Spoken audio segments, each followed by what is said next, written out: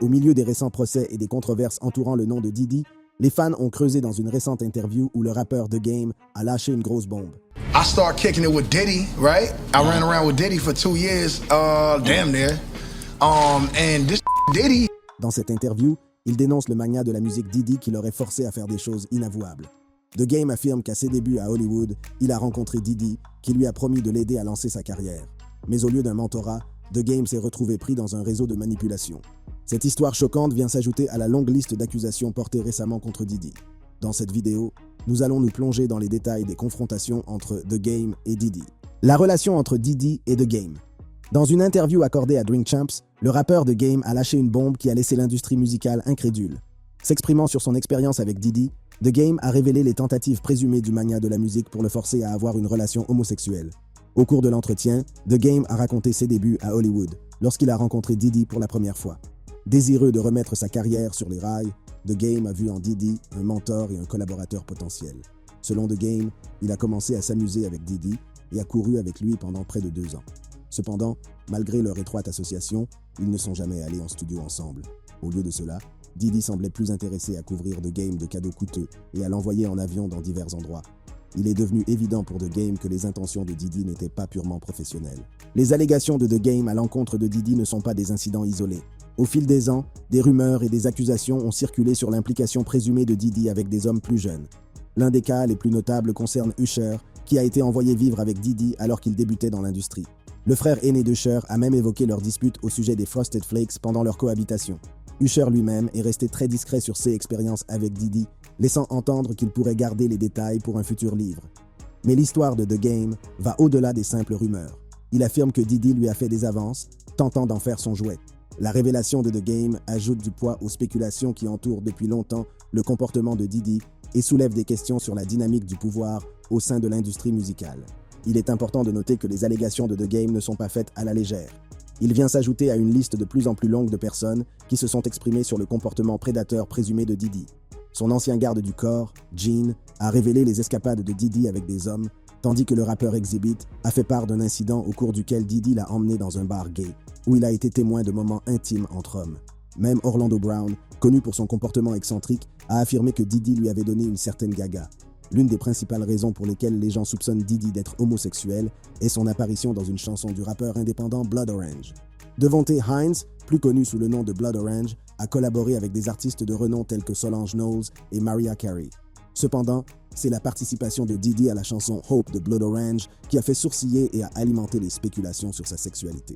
Dans le clip officiel de Hope, nous assistons à une représentation visuelle puissante qui jette de l'huile sur le feu de ces rumeurs. La vidéo montre 2 hommes qui s'étreignent pendant que Diddy prononce son couplet avec des paroles étranges qui explorent les complexités de l'amour et de la peur. Il rappe « Parfois, je me demande, genre, tu sais, qu'est-ce qu'il va falloir pour que je n'ai plus peur d'être aimé de la façon dont je veux vraiment être aimé? Mais je sais comment je veux vraiment être aimé. Mais je suis comme effrayé de vraiment sentir cela. Tu sais, c'est comme si tu voulais quelque chose. Mais tu ne sais pas si tu peux le supporter. Peut-être qu'un jour je dépasserai mes peurs et je recevrai. » Diddy ne dit pas directement qu'il est gay, mais il semble y faire allusion. Le monde du hip-hop, bien que célébré pour son impact culturel et son innovation musicale, est malheureusement en proie à une homophobie rampante. Ce problème omniprésent fait qu'il est extrêmement difficile pour les artistes, y compris pour quelqu'un d'aussi influent que Diddy, d'assumer ouvertement leur véritable orientation sexuelle. Même dans la société prétendument progressiste d'aujourd'hui, l'homophobie reste profondément ancrée dans la communauté hip-hop.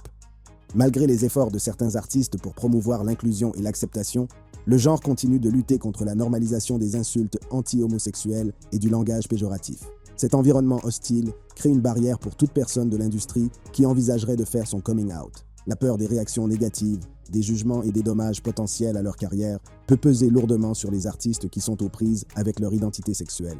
La pression exercée pour se conformer aux attentes de la société et maintenir une certaine image peut être écrasante.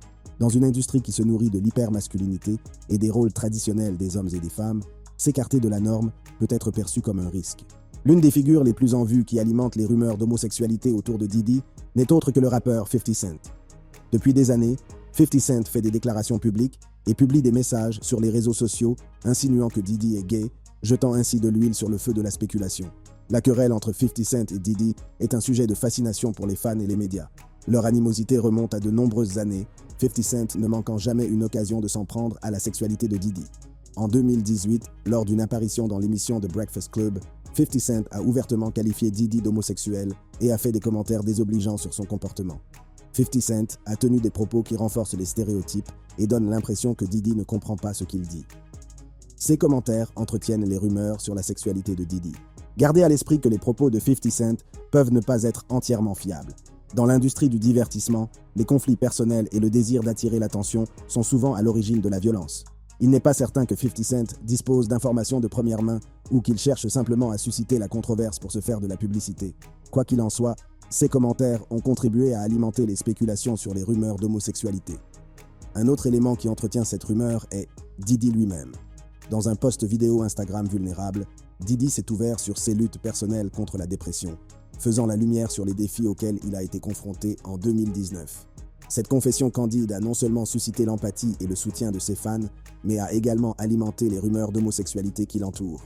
2019 a été une année folle. C'était une grande année pour certains d'entre nous, et pour certains d'entre nous, cette merde était vraiment dure, mec. C'était une année difficile, a partagé Diddy dans la vidéo émotionnelle. Après que Diddy a partagé son message, de nombreux fans l'ont commenté, certains suggérant qu'il devrait parler ouvertement de sa sexualité. Bien que la dépression et l'orientation sexuelle n'aient rien à voir, la réaction du public aux difficultés de Diddy a involontairement mêlé les deux, ce qui a donné lieu à de nouvelles spéculations sur sa sexualité. Wendy Williams a été l'une des premières à tenter de dénoncer Diddy dans les années 90 en parlant de son implication présumée avec des hommes plus jeunes. Avant de devenir une figure incontournable de la télévision, elle s'est fait un nom en tant que disc jockey radio audacieuse et franche à New York. Pendant son règne de reine des ragots urbains, Wendy Williams a souvent insinué que Diddy était gay. Wendy Williams, connue pour son approche sans tabou des ragots sur les célébrités, a souvent fait allusion à l'homosexualité de Diddy lorsqu'elle était à la radio. Ces commentaires, bien qu'ils ne mentionnent pas explicitement l'orientation sexuelle de l'artiste, ont contribué à alimenter l'idée que Diddy pourrait être gay. Cependant, en 2017, Diddy est apparu dans l'émission de télévision de Wendy Williams, marquant un tournant important dans leur relation. Au cours de l'interview, Wendy Williams a reconnu son comportement passé et l'impact qu'il a eu sur Diddy et d'autres personnes. Elle a répondu à la controverse en déclarant « Je sais que j'ai énervé beaucoup de gens, y compris vous, mais c'est le moment de faire le tour de la question, tout le monde, engager une conversation d'adultes. » L'histoire de The Game vient s'ajouter à la longue liste d'accusations portées contre Diddy, dressant le portrait inquiétant d'un homme qui utiliserait son pouvoir et son influence pour manipuler et exploiter de jeunes artistes. On a beaucoup parlé du pouvoir et de l'influence de Diddy. De nombreuses personnes insinuent souvent que le fait qu'il soit milliardaire lui permet de faire des choses sans conséquence. Jetons un coup d'œil sur son mode de vie de milliardaire. Teflon Diddy, connu sous divers noms de scène tels que Puff Daddy, Diddy et le plus récent Love, le parcours de Diddy dans l'industrie musicale a commencé d'une manière unique. Contrairement à la plupart des rappeurs, il a commencé comme stagiaire pour le label Uptown Records dans les années 1990. C'est à cette époque qu'il a perfectionné ses compétences et appris les tenants et les aboutissants de l'industrie musicale. Mais Diddy avait de plus grands rêves et de plus grandes aspirations. Il voulait tracer sa propre voie et se faire un nom. À la poursuite de ses rêves, Diddy a fait un acte de foi et a fondé son propre label, Bad Boy Entertainment.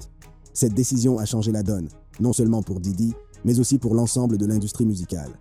Avec Bad Boy Entertainment, il a révolutionné la scène hip-hop en introduisant un son frais et innovant qui a trouvé un écho auprès du public du monde entier. Le talent de Diddy en tant que producteur de musique est rapidement devenu évident, car il a travaillé avec certains des plus grands noms de l'industrie.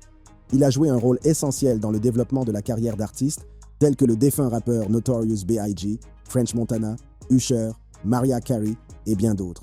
Son sens aigu de la musique et sa capacité à faire ressortir le meilleur des artistes l'ont propulsé au sommet des hit parades. Mais Diddy ne s'est pas contenté de produire. Il a également sorti ses propres projets. Avec son premier album, il a eu un impact significatif, s'attirant les faveurs de la critique et un succès commercial. L'album lui a valu 5 nominations aux Grammy Awards et il a même gagné dans la catégorie du meilleur album de rap. Certains des plus grands succès de Diddy sont devenus les hymnes d'une génération. Des chansons comme It's All About the Benjamins, I'll Be Missing You, Last Night et Coming Home ont non seulement atteint les sommets des hit parades, mais sont également devenus des références culturelles. Ces titres témoignent de la polyvalence de Diddy en tant qu'artiste et de sa capacité à créer une musique qui trouve un écho chez les gens. Mais les talents de Diddy dépassent largement le domaine de la musique. C'est un véritable entrepreneur qui s'est lancé dans divers secteurs d'activité. Des marques d'alcool à la fabrication de vêtements, Diddy a diversifié son portefeuille et réalisé des investissements stratégiques qui ont contribué à son succès. Sa marque de mode, Sean John, est devenue un phénomène mondial grâce à ses créations élégantes et avant-gardistes. Le succès de la marque est tout à fait remarquable, avec des revenus annuels dépassant les 525 millions de dollars. L'œil avisé de Diddy pour la mode et sa capacité à prendre le pouls de la culture populaire ont fait de Sean John un nom connu de tous. Dans le monde des boissons alcoolisées, Diddy a également fait sa marque. En 2007, il a signé un contrat pour aider à développer la marque de vodka Ciroc, un partenariat extrêmement fructueux. Grâce à son implication, Ciroc est devenu un choix incontournable pour de nombreuses personnes et la part de 50% des bénéfices revenant à Diddy a contribué à sa richesse croissante.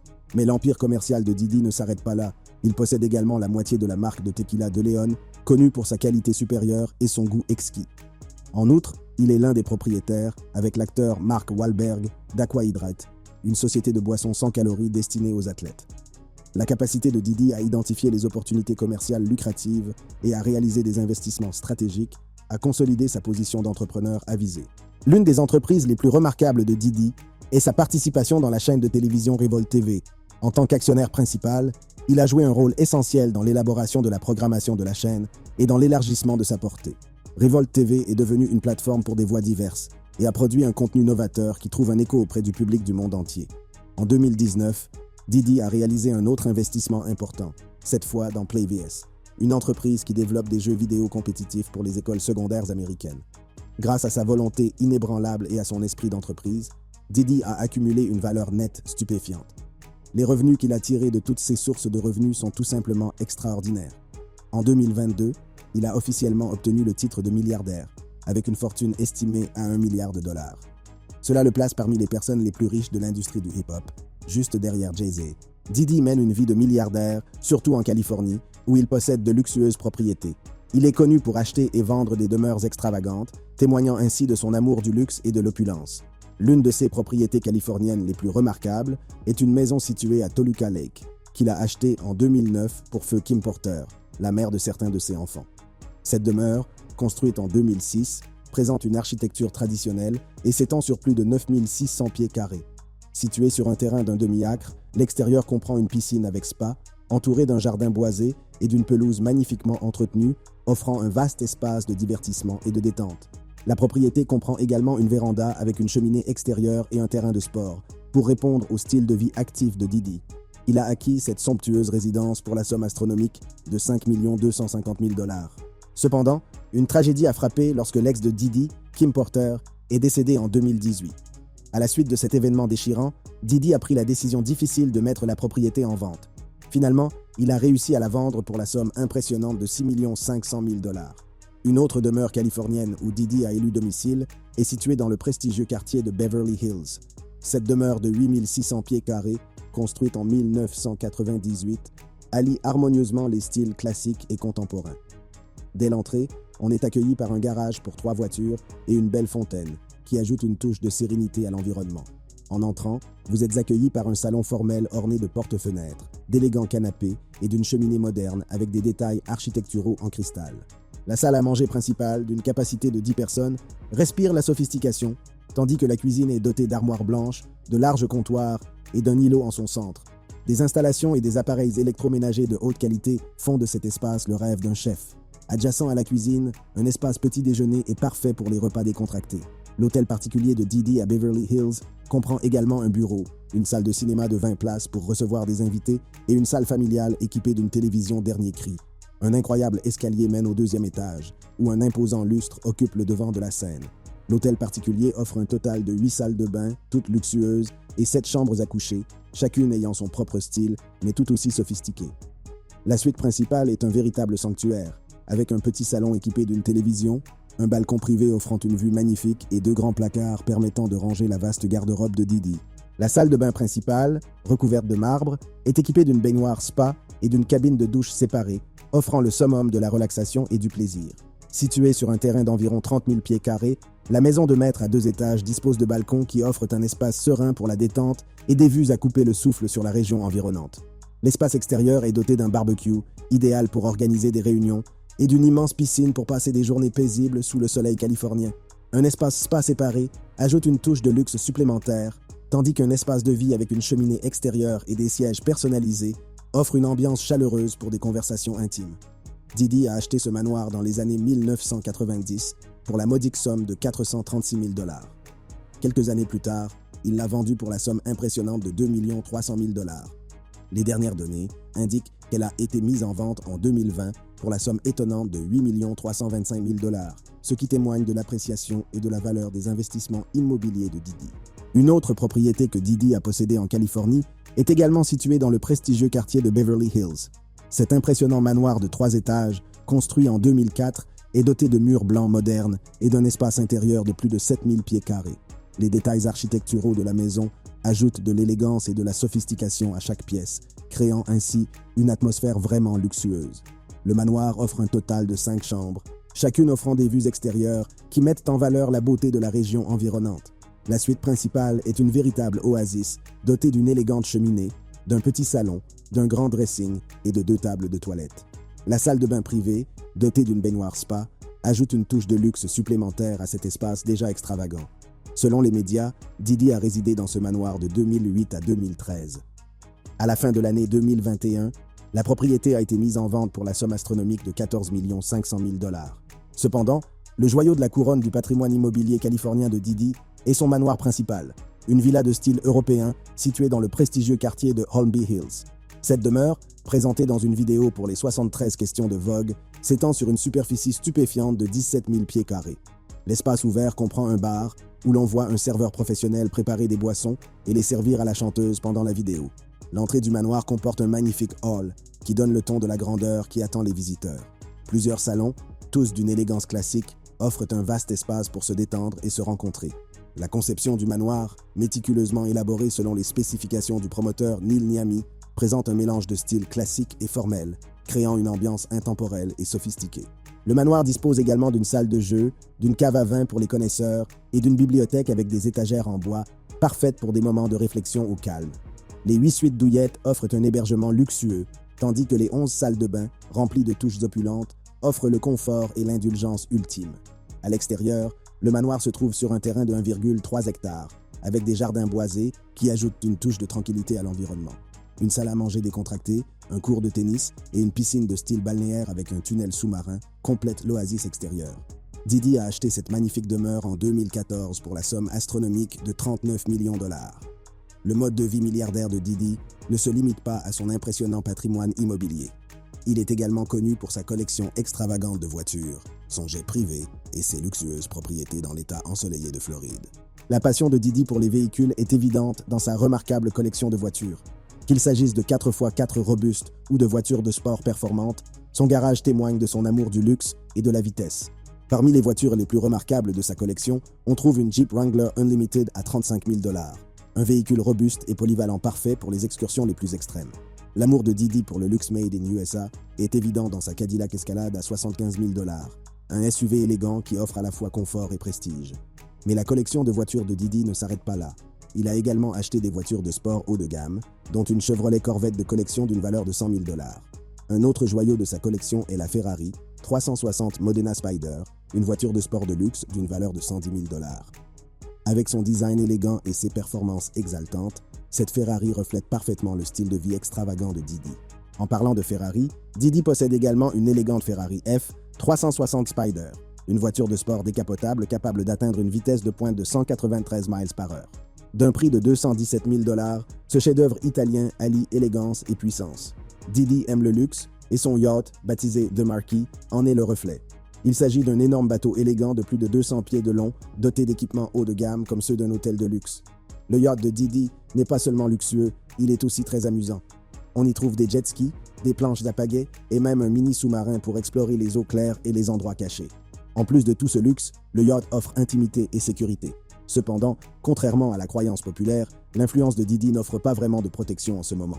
En fait, oubliez les allégations de The Game et d'autres. Les dernières allégations risquent de détruire l'empire de Diddy.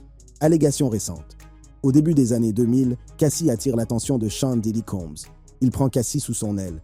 Ils ont commencé à sortir ensemble au milieu des années 2000 et leur relation est devenue très connue. Cependant, dans les coulisses, il y avait un côté plus sombre. Récemment, Cassie a intenté une action en justice contre Diddy, l'accusant de graves méfaits, notamment de viol et d'une décennie de comportements abusifs. Selon le procès, Diddy contrôlait totalement tous les aspects de la vie de Cassie. Il prenait des décisions concernant sa maison, sa voiture et même ses vêtements. ne laissant à Cassie aucun droit de regard sur sa propre vie. Cassie accuse Diddy d'avoir eu un comportement abusif dans leur relation, notamment de s'être livré à des violences sexuelles, à des agressions et à des actes de violence motivés par le sexe. Elle affirme également qu'il s'est livré à un trafic sexuel, la forçant à avoir des relations sexuelles avec d'autres personnes. Le procès suggère que cette violence s'est étendue au rappeur Kid Cudi, qui a brièvement fréquenté Cassie. Tout au long de cette relation, Cassie affirme avoir souffert de perte de mémoire et avoir eu des idées suicidaires. Tiffany Red, auteur-compositeur-interprète nominé au Grammy Award, s'est manifestée pour soutenir les allégations de Cassie, exprimant des craintes pour sa sécurité. L'action en justice vise à obtenir des dommages et intérêts de Diddy et des entreprises qui lui sont associées. Red et Cassie sont devenus amis en 2015 alors qu'ils travaillaient sur un album inédit. Le procès suggère que le jour du 29e anniversaire de Cassie, Diddy l'aurait poussé à avoir des relations sexuelles avec des prostituées masculins pour des raisons de voyeurisme. Lors de l'anniversaire de Cassie, Diddy a fait des commentaires maladroits sur les problèmes de leur relation. La chanson sur laquelle ils ont travaillé, Loyal, aborde la relation difficile de Cassie avec Diddy. Plus tard dans la soirée, au karaoké, la présence de Diddy met Red mal à l'aise. Diddy aurait confronté Cassie de manière agressive, ce qui a donné à Red un sentiment d'impuissance. Cassie avait déjà dit à Red que Diddy était physiquement violent. Red a vu Diddy crier sur Cassie, l'a vu se défoncer lors d'une fête, et les deux ont reçu des perfusions après une nuit de fête. En 2019, en tant que membre de l'équipe de gestion de Cassie, Red a vu Diddy tenter de faire taire Cassie en liant une clause de non-dénigrement à l'accord de résiliation de son contrat d'enregistrement. Une clause de non-disparagement est une règle dans un contrat qui empêche une personne, comme Cassie, de dire du mal de l'autre personne. Dans ce cas, cela signifie que Diddy voulait empêcher Cassie de parler négativement de lui ou de partager des informations défavorables lorsqu'ils ont mis fin à son contrat d'enregistrement en 2019. Certaines personnes soutiennent les affirmations du procès. L'ancien chef de la sécurité de Diddy, Roger Bones, a confirmé qu'il était intervenu pour empêcher Diddy de faire du mal à Cassie lors d'un incident spécifique. Après avoir intenté un procès, Cassie et Diddy ont réglé l'affaire à l'amiable. Les détails de l'accord n'ont pas été rendus publics, ce qui rend les gens curieux de savoir ce qui s'est passé. Le règlement de Cassie suggère qu'il pourrait y avoir eu une résolution ou une compensation. Même si Cassie et Diddy ont trouvé un accord, cela n'a pas mis fin à la controverse autour de Diddy. En fait, le règlement a incité d'autres personnes à formuler des allégations contre lui.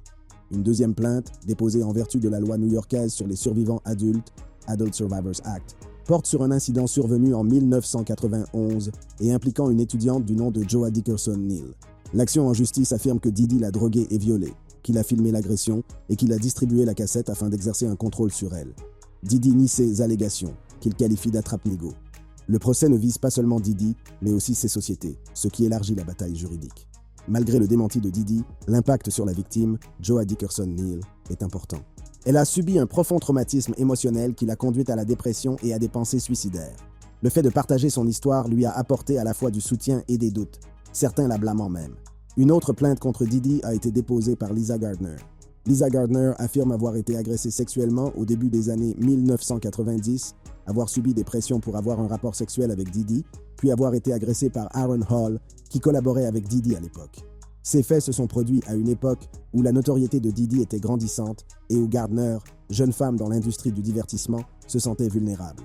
L'action en justice affirme qu'elle a été traumatisée par cette expérience.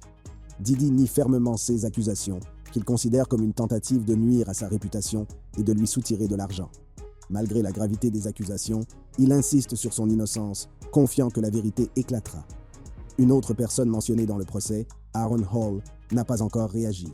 Une quatrième femme, mineure à l'époque, a également accusé Diddy d'agression sexuelle. L'incident se serait produit en 2003 dans un salon de Détroit.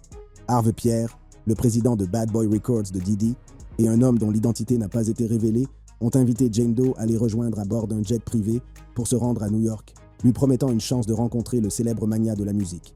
Jane Doe a accepté innocemment, sans se douter de leurs intentions cachées. Une fois arrivés à New York, ils se sont rendus au studio d'enregistrement de Diddy, où Jane Doe a subi une agression traumatisante. Avant d'aborder les détails bouleversants, il est important de noter que les drogues et l'alcool ont joué un rôle important dans ces événements.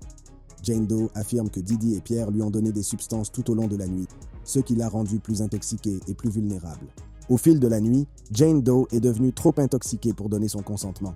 Diddy aurait profité de sa vulnérabilité pour la conduire dans la salle de bain du studio. Là, il l'a soumise à un acte troublant alors qu'elle était suspendue au lavabo. L'agression ne s'est pas arrêtée là. Un autre homme s'est joint à lui, aggravant son traumatisme. Harve Pierre, le président de Bad Boy Records, l'a forcé à lui faire une fellation. Pendant toute la durée de l'agression, Jane Doe a eu des pertes de conscience dues à la drogue et à l'alcool. Elle a ensuite été ramenée chez elle par avion, mais son cauchemar s'est poursuivi. Se réveillant dans une voiture sans sous-vêtements, les photos de cette nuit-là lui rappellent douloureusement le traumatisme qu'elle a subi. Après l'agression, Jane Doe a été confrontée à des difficultés émotionnelles et psychologiques durables. Il s'agit de la 4e accusation d'agression sexuelle portée contre Diddy en l'espace de 3 semaines seulement, ce qui soulève de sérieuses inquiétudes quant à son comportement et à un éventuel schéma d'abus. Ces poursuites font également la lumière sur d'autres accusations portées contre Diddy. Dans une interview datant de 2019, Virginia 5 a affirmé qu'il avait abusé d'elle physiquement, décrivant des cas où il lui avait piétiné le ventre et l'avait frappée à coups de poing. Elle a également déclaré qu'il avait essayé de la payer pour qu'elle avorte. L'ancienne chef de cuisine de Diddy, Cindy Ruela, a intenté une action en justice en 2017 pour harcèlement sexuel, non-paiement des heures supplémentaires et représailles. Elle a affirmé que Diddy lui demandait de servir de la nourriture après une activité sexuelle avec tout le monde nu. Le procès a été réglé en 2019. L'industrie musicale a réagi en soutenant les accusatrices et en appelant à un changement de culture. Le rappeur 50 Cent réalise un documentaire sur les allégations de Diddy afin de sensibiliser l'opinion publique. Le procès de Cassie et d'autres histoires ont suscité une réflexion dans l'industrie musicale sur les relations et la conduite. Kesha a fait preuve de solidarité en modifiant les paroles de sa chanson pour soutenir Cassie et condamner les abus lors d'un concert. Seiu's récentes plaintes, ainsi que celles de The Game, ont attiré l'attention sur la manière dont les gens sont traités dans l'industrie musicale. Elles mettent en lumière les déséquilibres de pouvoir et les risques d'exploitation qui peuvent survenir lorsque de nouveaux artistes se tournent vers des personnalités expérimentées et leur demandent conseil. Si vous avez aimé cette vidéo, cliquez sur la carte qui s'affiche en ce moment sur votre écran pour accéder à d'autres vidéos.